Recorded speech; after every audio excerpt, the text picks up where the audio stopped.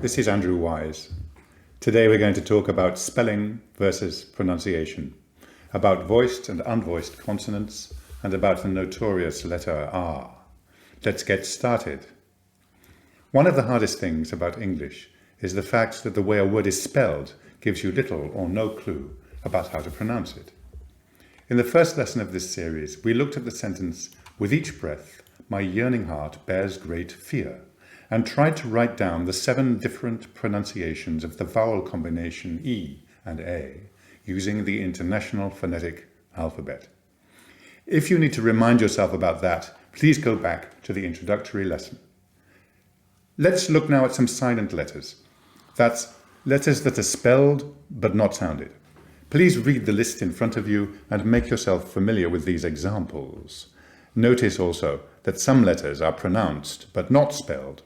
Notice and analyze these examples.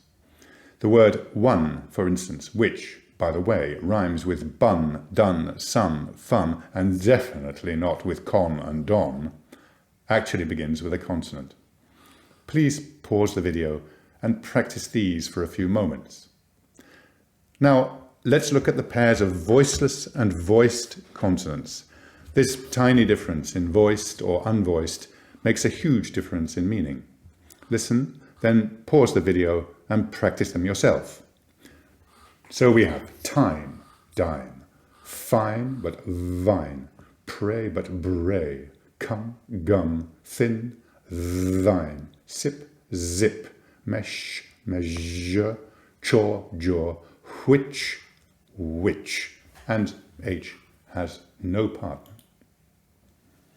Let's go back to which.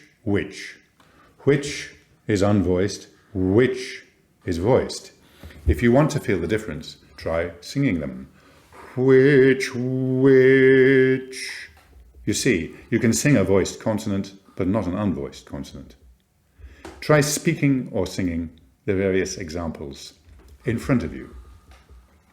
The spelling W followed by H is usually this unvoiced consonant, but of course there are exceptions. Who is just pronounced who. And then for fun, here's a well-known children's rhyme.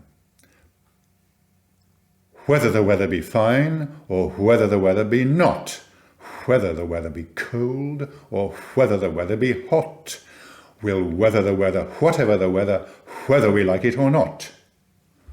Please pause the video and try it yourself and see how fast you can say it. The notorious letter R. Why is it notorious? Because there are so many different pronunciation styles between native speakers of different dialects of English. Go back to the introductory lesson to see and hear some examples about rhoticity. The letter R is hard for singers because sometimes it's a consonant which needs to be pronounced as such, while sometimes it's simply a vowel modifier. You can see the main rules on the screen in front of you. Now let's see some examples. The column on the left shows pure vowels and 1 diphthong. The column on the right, diphthongs. I just spoke about a vowel modifier.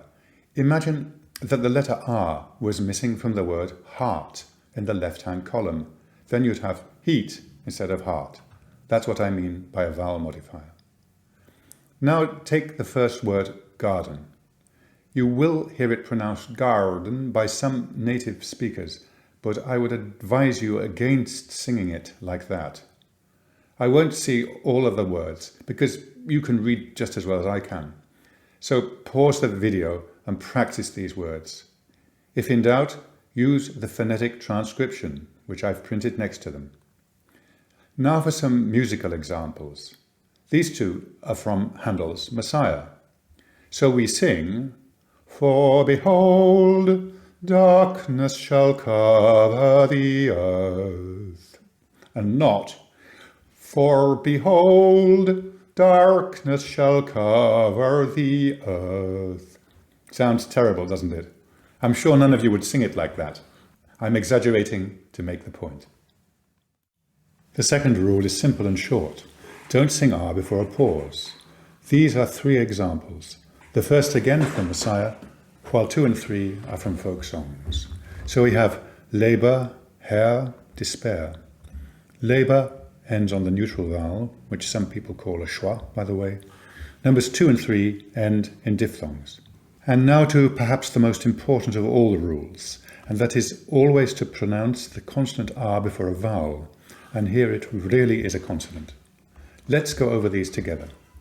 Spirit, arise, dearest, carol, lingering, mystery, where am I, before us, for us, near it, far away, together again, forever and aye, star above, you are all, for honour.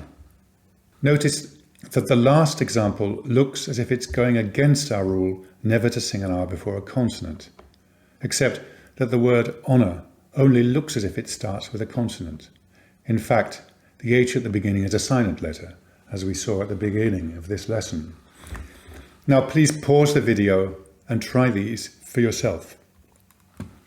The next piece of music is a simple folk song, William Taylor. Lots of examples of R before a vowel here. So we have brisk, ringing, repair, dressed, rich, array, pressed. So pause the video and sing a bit of this for yourselves, paying attention to the pronunciation of the letter R. Here are two more musical examples, another folk song and another aria from Messiah. If God be for us, who can be against us? Pause the video and try these for yourself. Now, what kind of R are you supposed to sing? Well, there are two possibilities. The so-called American R. Just say American, American, American a few times. The tongue moves towards the roof of the mouth without actually touching it. Now, the flipped R. Just say British, British, British a few times. So the flipped R is for opera, opera, oratorio, and British folk songs. The American R for pop, ballads, musical comedy, and in general for lighter music. Here to end is a musical example from The Pirates of Penzance by Gilbert and Sullivan. Gilbert wrote the text and Sullivan the music. Like Rodgers and Hammerstein, only the other way round. Nowadays we think of G&S as quintessentially British, but in fact Pirates was premiered in New York in 1879 and has been popular both in the US of A, in the UK, and all around the world in fact, ever since. Thanks for watching this video. Click subscribe if you like it. See you next time.